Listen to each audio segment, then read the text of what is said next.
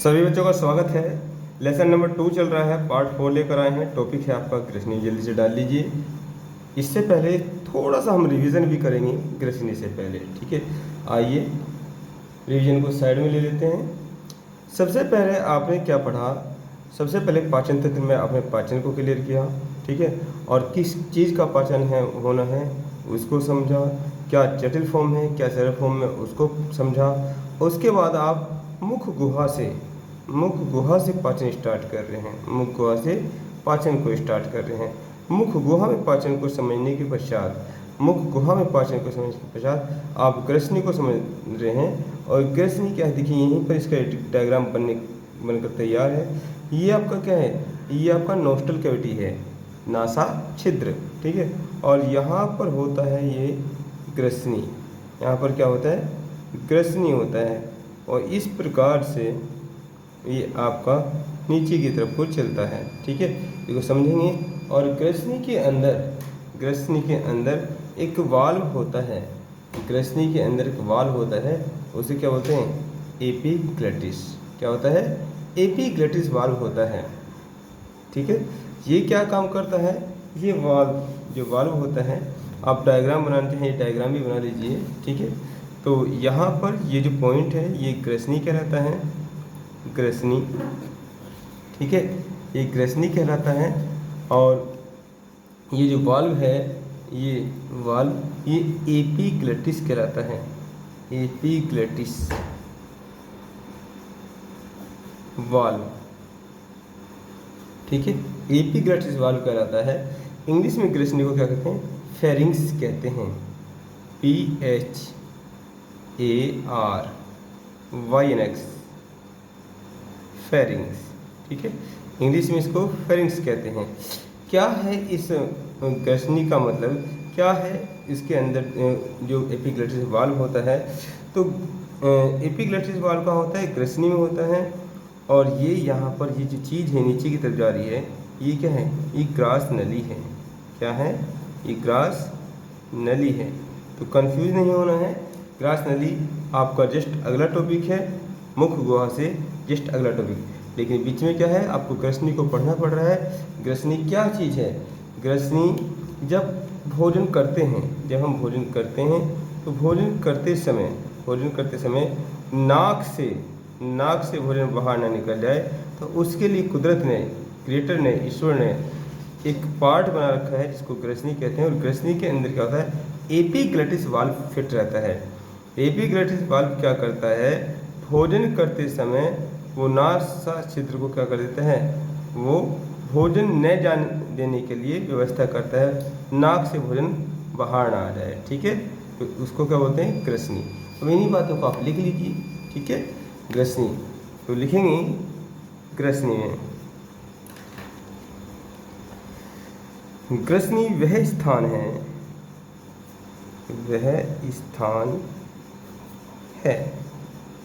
ग्रसनी, ठीक, लिखेंगे ग्रसनी टोपी डाल के, वह स्थान है, ग्रसनी वह स्थान जहाँ पर आहार नाल, यानी कि आपका मुख जो स्टार्ट हो रहा है, आहार नाल और श्वास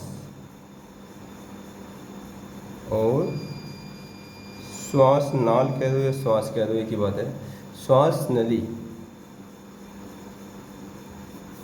दोनों जुड़ी होती हैं। क्वेश्चन आया हुआ है, दोनों जुड़ी होती हैं,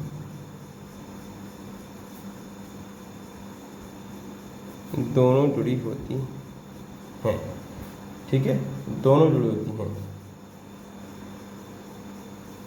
इसी में नोट करके लिखेंगे, नोट करके, श्वास नाल के मुख पर, श्वास नाल के मुख पर, श्वास नाल के मुख पर एक वाल्व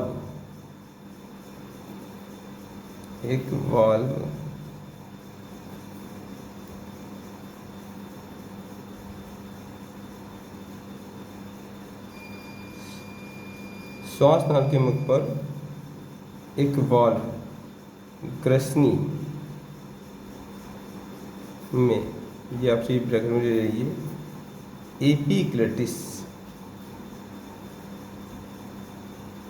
एपिग्लटिस पाया जाता है।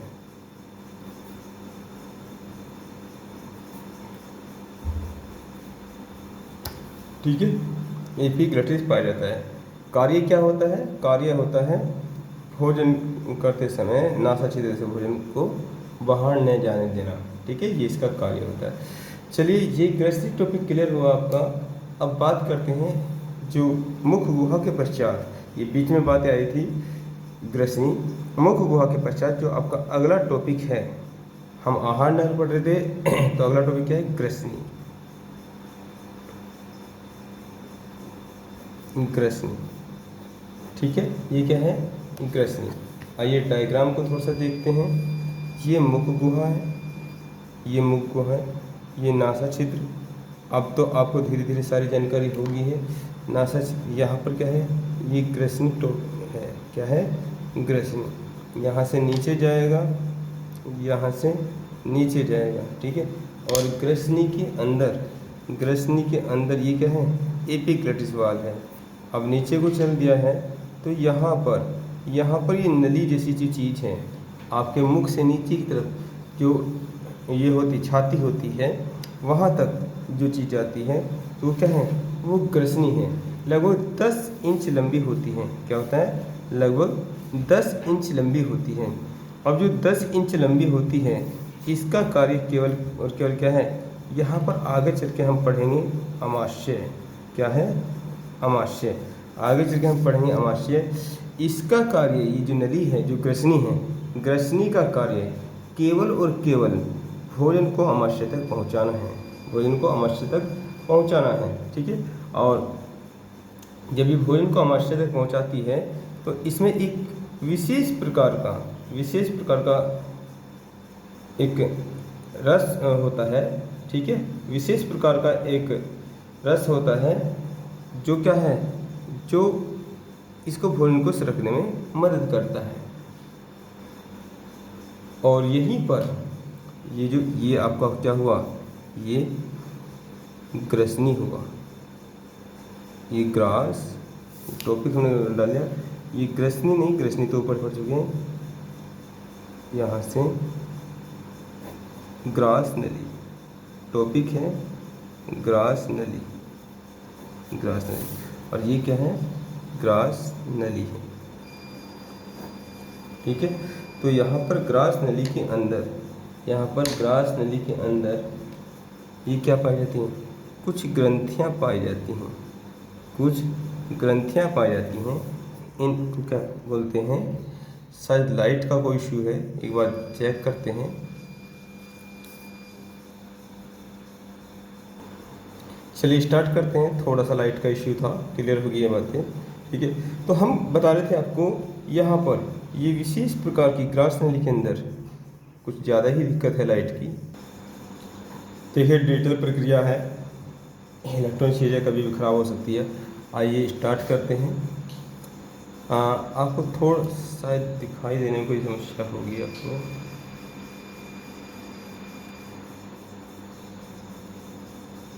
ठीक है, देखिए यहाँ पर ये थोड़ा ब्लैक,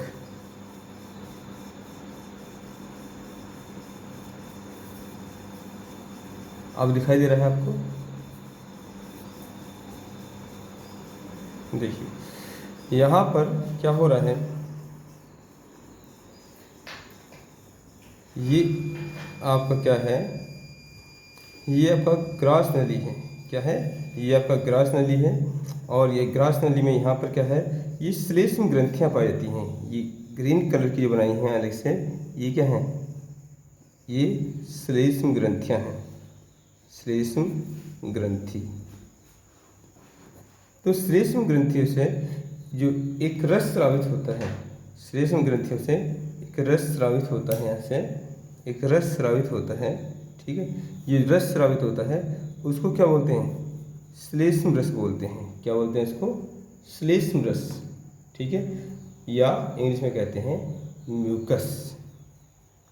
MUCS, इसी को क्या बोलते हैं, श्लेष्म। ये क्या काम करेगा, जो भोजन आएगा उसको सरकने में मदद करेगा, उसको नीचे सरकने में मदद करेगा।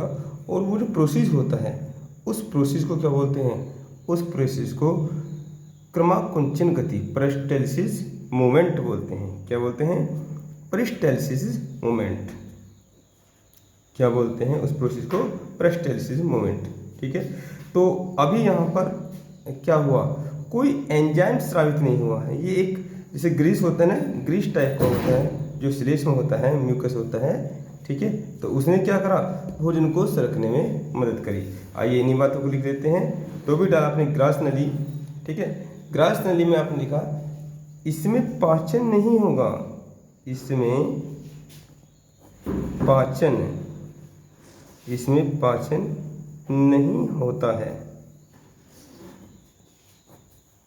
इसमें पाचन नहीं होता है। ठीक है, इसमें पाचन नहीं होता है क्यों नहीं होता है, क्योंकि कंडीशन तो आपको पहले बता ही चुके हैं, यदि जल और एंजाइम होगा तो पाचन होगा, क्योंकि इसमें किसी प्रकार का एंजाइम नहीं पाया जाता। ठीक है, कॉमा लगाएंगे। यह एक 10 इंच लंबी नलिका होती है,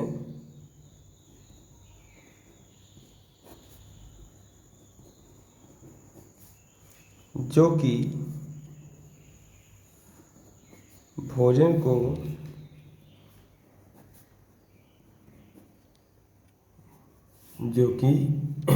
को अमाशय तक, ये अमाशय है, अमाशय तक पहुंचाने का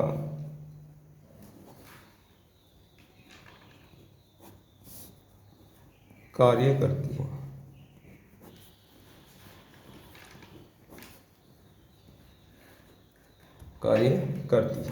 ठीक है, अमाशय तक पहुंचाने का कार्य करती है। ठीक है, अब लिखते हैं, तो ये भोजन अमाशय तक पहुंचेगा। अब कैसे पहुंचेगा, बात करते हैं अमाशय तक कैसे पहुंचता है, कैसे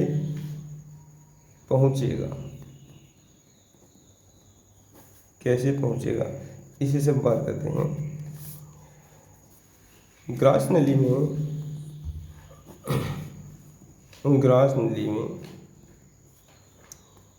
श्लेष्म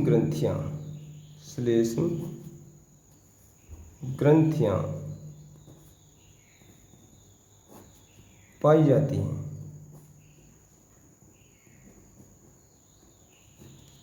ठीक है, श्लेष्म ग्रंथियां पाई जाती हैं जिनसे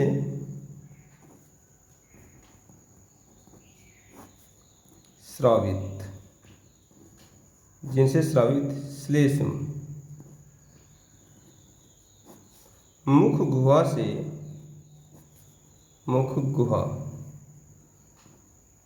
से आए भोजन को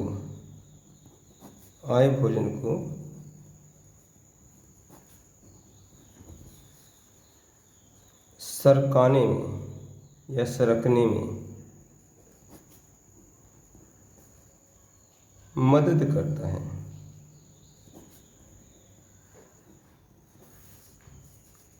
जिस गति से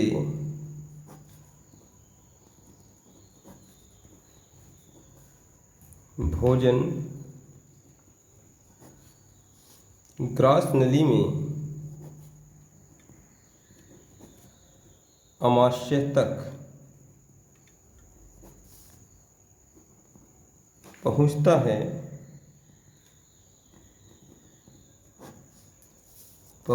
है उसे क्रमाकुंचन गति, क्रमाकुंचन गति, इंग्लिश में लिखना चाहते हो ये पेरिस्टाल्सिस मूवमेंट, ठीक है, पेरिस्टाल्सिस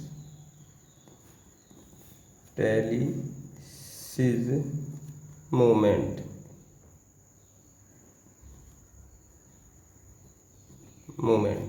ठीक है, पेरिस्टाल्सिस मूवमेंट कहते हैं, ठीक है। तो अब जो हिचकी आती है, यदि यही क्या है, यदि यही अवरुद्ध हो जाए किसी प्रकार से, ये कम स्रावित हो, अचानक से कहते हैं ना वो जब भोजन करते हैं पानी लेकर बैठना चाहिए, ठीक है, तो हिचकी आने का कारण भी यही होता है, ठीक है। हिचकी आने का कारण लिख लीजिए, भोजन करते समय, नोट करके लिख लेंगे इस बात को, भोजन करते समय इसके कम या अवरुद्धता से, इसके कम या अवरुद्धता,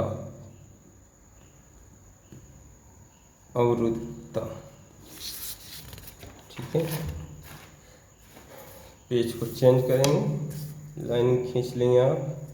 ये लाइनिंग आपको फ़ायदा देती है, पहले बता चुका है कि यदि कुछ आपको लिखना पड़ जाए तो यहाँ से लिख सकते हैं, ठीक है। प्लेन पेपर पर ही लिखा कीजिए आप। चलिए, क्या लिखा आपने, अवरुद्धता, ठीक है, अवरुद्धता के कारण होती है, अवरुद्धता के कारण हिचकी आती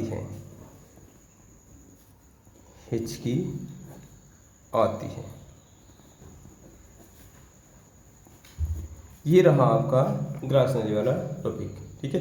अब बात करते हैं अभी, जैसे कि आपने पढ़ा था भाई, यहाँ से क्या मुख को है, मुख को हम पाचन को पढ़ने के पश्चात आपने क्या है ग्रास नली को समझा, ग्रास नली को पश्चात अब आते हैं अमाशय पे, ठीक है।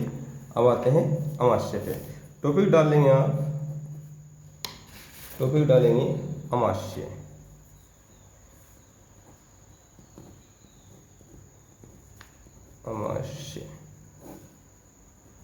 स्टमक, ठीक है। टॉपिक डालेंगे अमाशय।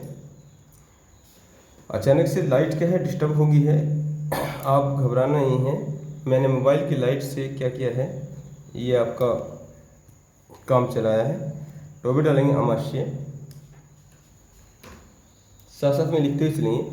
अब अमाशय का एक बार फिर से डायग्राम बनाते हैं। देखिए कहाँ है अमाशय, ये मुख हुआ, और ये क्या है नोस्टल, ये क्या है नोस्टल, यहाँ पर क्या है ग्रसनी है, और ग्रसनी के अंदर एपिग्लटिस है। नीचे की तरफ को चलेंगे, ये आपने अभी भी पढ़ा ग्रास नली। अब बात आते हैं यहाँ पर, तो ये चित्र साथ में आप बना लेंगे। तो ये क्या है, ये अमाशय है, क्या है अमाशय। देखिए अमाशय क्या होता है, अमाशय 3 भाग होते हैं, ठीक है। अमाशय के 3 पार्ट करते हैं स्टडी के हिसाब से, एक पार्ट और ये दूसरा पार्ट, ठीक है। तो यहाँ पर क्या है, अमाशय से क्या होता है, अमाशय में कुछ ग्रंथियाँ पाई जाती हैं, यहाँ पर अमाशय में कुछ ग्रंथि पाई जाती हैं यहाँ पर, ठीक है। तो इन ग्रंथियों को क्या बोलते हैं, जठर ग्रंथि बोलते हैं, जठर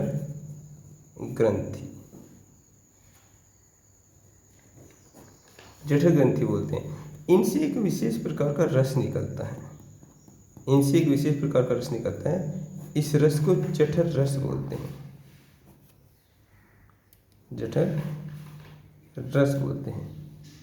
ठीक है, जठर रस। ये जठर रस क्या करेगा, भोजन को पचाने में हेल्प करेगा, और इस जठर रस में कुछ विशेष पाया जाता है, उसकी से हम बात करेंगे। पहले आप इसका वर्णन कर लीजिए, फिर आगे बढ़ते हैं, ठीक है। चलिए अमाशय के बारे में थोड़ा सा समझेंगे। अमाशय जो होता है लगभग 30 सेंटीमीटर, एक थैलीनुमा संरचना है। ठीक है, 3 भाग होते हैं इसके, एक ये अग्रभाग हो गया, ये मध्य भाग हो गया, और ये क्या है, ये इसका पश्च भाग हो गया। इसे पाइलोरिक बोलते हैं। ठीक है, इसे कार्डिक बोलते हैं, इसे फंडिक बोलते हैं। लिखना चाहते लिख लीजिए। ये कौन सा है, जो अग्रभाग है वो कार्डियक है, कार्डियक, इसे कार्डियक बोलते हैं। जो ये वाला भाग है ये फंडिक कहलाता है, फंडिक, ये फंडिक कहलाता है। और ये क्या है, ये पाइलोरिक है, पाइलोरिक, ये क्या है, ये पाइलोरिक है। ठीक है, तो लिखना चाहो तो इन सब बातों को लिख लीजिए। लिखेंगे आमाशय एक थैलीनुमा, एक थैलीनुमा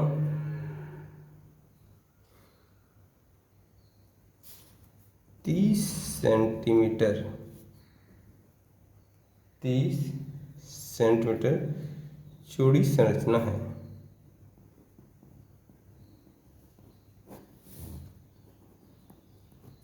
ठीक है, अब करेंगे, इसी में डालेंगे भाग, इसी में बना लेंगे यहाँ पे भाग, इसके भाग, 3 भाग हैं इसके।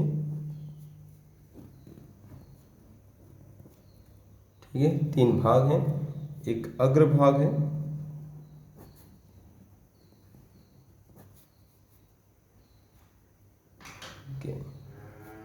एक मध्य भाग है, ठीक है, और एक पश्च भाग है। ये अग्रभाग क्या है, ये कार्डियक है,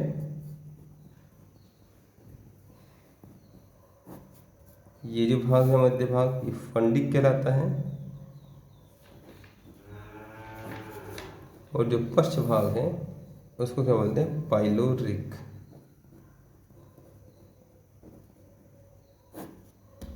पाइलोरिक है। ठीक है, तो ये रहा आमाशय के विषय में जानकारी। अब इसमें हमें स्पेशली क्या पढ़ना है, इसमें पढ़ना है जठर रस को। ठीक है, इसमें स्पेशली क्या पढ़ना है, जठर रस को। तो टॉपिक डालेंगे जठर रस, टॉपिक डालेंगे जठर रस। देखिए, जो जठर रस होता है, जठर रस में 2 चीज़ होती हैं, एक तो होता है अम्ल, ठीक है, एक क्या होता है, अम्ल होता है, और एक होता है एंजाइम। एंजाइम के विषय में तो जानकारी है ही आपको कि इसमें ये क्या करता है, भोजन को पचाने में मदद करता है। 2 प्रकार के एंजाइम्स में पाए जाते हैं, 2 प्रकार के एंजाइम पाए जाते हैं। एक तो है रेनिन, ये क्या काम करेगा, ये दूध को पचाने में मदद करेगा, और ये एक हुआ। दूसरा क्या है, दूसरा है आपका लाइपेज। इसके विषय में पहले भी आपको जानकारी दे चुके हैं, आप रिवीजन कर लेना। लाइपेज को बताया था, ये हानिकारक बैक्टीरिया जो है उसको मारने का काम करते हैं। ठीक है, बात करते हैं जठर रस की, बात करते हैं जठर रस की, सॉरी जठर रस में अम्ल की। तो अम्ल कौन सा होता है, HCl। कौन सा होता है, HCl अम्ल होता है, और ये एक प्रबल अम्ल होता है। प्रबल अम्ल का मतलब क्या होता है, यदि आप इसको हाथ पर रख लेंगे तो ये 1 मिनट से पहले क्या है, ये आपके पूरे हाथ को गलाकर बाहर निकल जाएगा। तेजाब होता है ना, तेजाब जो आजकल तेजाब डालते हैं वो बहुत लाइट होता है, बैटरी का जो तेजाब होता है, लेकिन वो जिस चीज़ से बनता है वो बहुत हार्ड होता है। तो आप कभी मार्केट में जाकर हार्ड तेजाब को देखना, उसकी बोतल जो है कॉस्टली आती है। ये बोतल जो होती है ये 48 रुपये 35 रुपये के आसपास आ जाती है, लेकिन वो 250 रुपये के आसपास आएगी। ठीक है, उसी से तेजाब बनता है। पहले उस तेजाब का प्रयोग लोग करते थे, अब ये बना बनाई कटन राइड आता है, उसमें पानी मिलाना पड़ता था, गर्म पानी मिलाना पड़ता था। ठीक है, तो बहुत प्रबल अम्ल होता है। ठीक है, सभी धातुओं को गला सकता है, सोना चांदी, किसी को लोहे को भी गला देगा ये। ठीक है, लोहे को भी गला देता है। अब बात ये है कि जब लोहे को गला देता है तो ये हमारे पेट में क्या कर रहा है, अरे अमाशय में क्या कर रहा है ये, ठीक है, ये अमाशय में क्या कर रहा है, यहाँ पर क्या कर रहा है, तो इसके विषय में बात करेंगे। पहले आप इस बात को नोट कर लीजिए। और ये जो HCl है, HCl यहाँ पर जिन सेल से स्रावित होता है, HCl जिन कोशिकाओं से स्रावित होता है उसे ऑक्सीडेंटिक सेल कहते हैं, ठीक है। यहाँ पर ये जिससे स्रावित होता है, जो ये स्रावित, ये अलग प्रकार की सेल बना दी हमने, तो ये सेल क्या है, ऑक्सीडेंटिक सेल है। क्या है, ऑक्सीडेंटिक, ऑक्सीडेंटिक, ये ऑक्सीडेंटिक कोशिका है, ठीक है, ऑक्सीडेंटिक कोशिका। एक जानकारी और दे देता हूँ ऑक्सीडेंटिक कोशिकाओं के विषय में, एक जानकारी और दे देता हूँ छोटी सी। ऑक्सीडेंटिक कोशिका से जो ये हार्मोन स्रावित हो रहा है, सॉरी, ये स्रावित हो रहा है कौन, अम्ल, ठीक है, ये HCl जो स्रावित हो रहा है, इसको जो स्रावित करने का काम करता है वो एक हार्मोन होता है गैस्ट्रिन। क्या होता है, गैस्ट्रिन हार्मोन होता है, गैस्ट्रिन हार्मोन, गैस्ट्रिन हार्मोन होता है। और गैस्ट्रिन हार्मोन जिन कोशिकाओं से स्रावित होता है वो जी सेल हैं। क्या है, उन्हें जी सेल कहते हैं, उन्हें जी कोशिका कहते हैं, ठीक है। तो बातें समझ में आई। देखिए, जठर रस जो होता है, जठर रस में दो चीज़ पाई जाती हैं, एक तो और जठर रस जिन ग्रंथियों से स्रावित होता है वो क्या है, वो जठर ग्रंथियां हैं। तो अब जठर रस के अंदर भी दो चीज़ें होती हैं, एक होता है अम्ल, एक होता है क्या, एंजाइम। एंजाइम दो होते हैं, रेनिन, ये रेनिन दूध को पचाने में मदद करेगा, दूध को पचाने में, ठीक है। और लाइपेज हानिकारक बैक्टीरिया,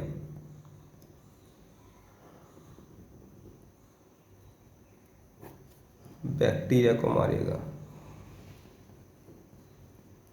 ठीक है, हानिकारक बैक्टीरिया को मारेगा। अब HCl क्या है, ये एक प्रबल अम्ल होता है, ये एक प्रबल अम्ल होता है, सभी धातुओं को गला देगा। लिख लीजिए इसमें, यह है एक प्रबल अम्ल, प्रबल अम्ल है जो सभी धातुओं,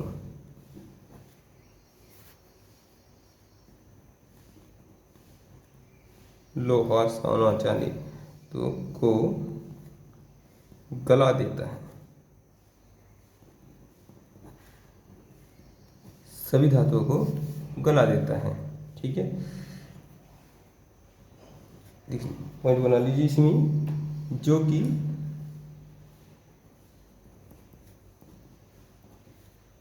ऑक्सीडेंटिक सेल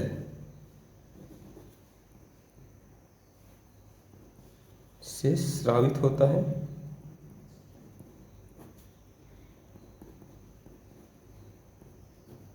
ऑक्सीडेंटिक सेल से स्रावित होता है, ठीक है। बात करते हैं जो ऑक्सीडेंटिक सेल है, ठीक है, उन्हें कौन, ऑक्सीडेंटिक सेल जो होती है उन्हें कौन एक्टिव करता है, तो इसमें आगे बनाएंगे, ऑक्सीडेंटिक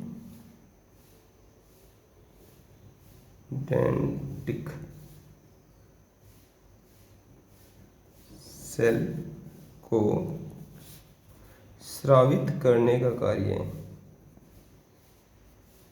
स्रावित में से एक्टिव, एक्टिव सक्रिय यानी कि करने का कार्य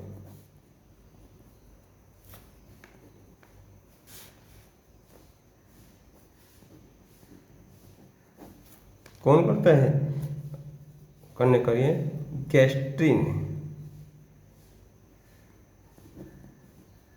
हार्मोन करता है,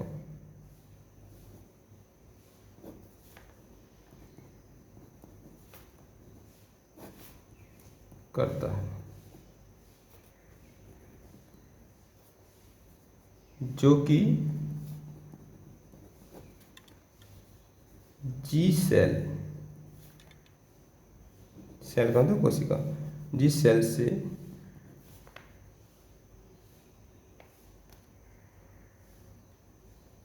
निकलता है।